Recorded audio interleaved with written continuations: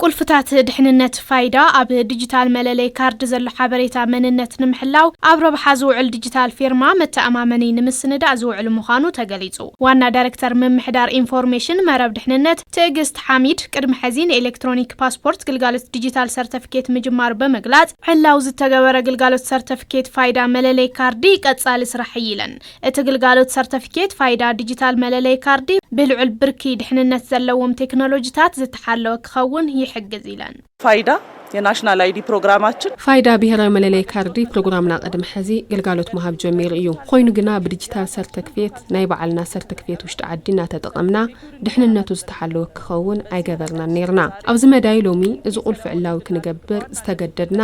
መምሕዳር ኢንፎርሜሽን መርበብ ድሕንነት በዓል መዚ እዚ ግልጋሎት ኮይኑ ክሰርሕ እዩ ኣብዚ ውሽጢ በዋንነት ንአይዲ ንፓስፖርትን ካልኦት ኤሌክትሮኒክስ ደረሰኝ ፋክቱር ሓዊሱ እንህበሉ ይኸውን ሎሚ ብዕሊ ብሔራዊ መለለይ ካርዲ ኢሉውን ብድሕሪዚ ዝምዝገቡ አይድታት በሙሉኦም በዲጂታል ሰርቲፊኬት ግልጋሎት ክረኽቡ እዮም ማለት እዩ በሙሉ በዲጂታል ሰርቲፊኬት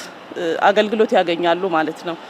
ዋና መተሓባበሪ ፕሮግራም ብሔራዊ መለለይ ካርዲ ኢትዮጵያ ዮዳሄ አርአያ ስላሰ ብግዳኦም 29 ሚሊዮን ዜጋታት ፋይዳ መለለይ ካርዲ ምምዝጋቦም ተዛሪቡ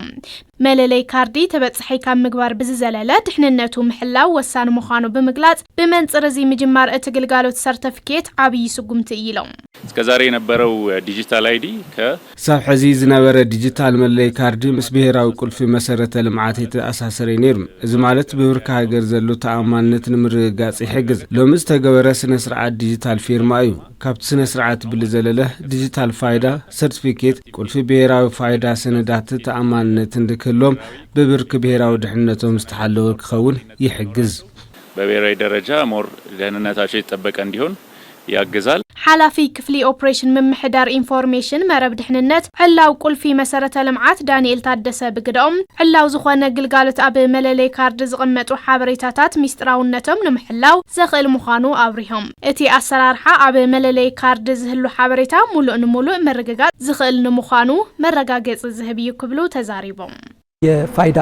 መታወቂያ አገልግሎትን የሚሰጠው አካል ግልጋሎት መለለይ ካርድ ፋይዳ ነው አካል ናይ ባዕሉ ሚስጥር ቁጥረሎም በኦቢልኻ ኣብቲ መለለይ ካርዲ ዲጂታል ፊርማ በመፍራም በፎርማት QR ኮድ ይቅመጥ ኣብቲ ፋይዳ ማለት እዩ ስለዚ ከረጋግጽ ዝደል አካል ነዚ QR ኮድ ስካን በመግባር ሓቃው ዝኾነ መለለይ ካርድ ምዃኑ ከረጋግጽ ይኽእል ማለት እዩ ናይ ዝሓደ ረብሓ ካብቲ ድሕነት ብልዘለለ እቲ መለለይ ካርዲ ብሕትመት ካርድ ክሕዙ ጥራሕ ትጽቢተ ይግበርን ስልክ ዘለዎም ተጠቀምቲ መለለይ ካርዶም ብዲጂታል ፎርማት መሓዝውን ይከኣል ማለት እዩ ስለዚ በቀሊሉ ስካን በመግባር ሓቃው መረዳእታ QR ኮድ ዘለዎ መለለይ ካርድ ንክህሎም ይኽእል ትክክለኛ መረጃ ያለው መታወቂያ እንዲኖራቸው ያስችላል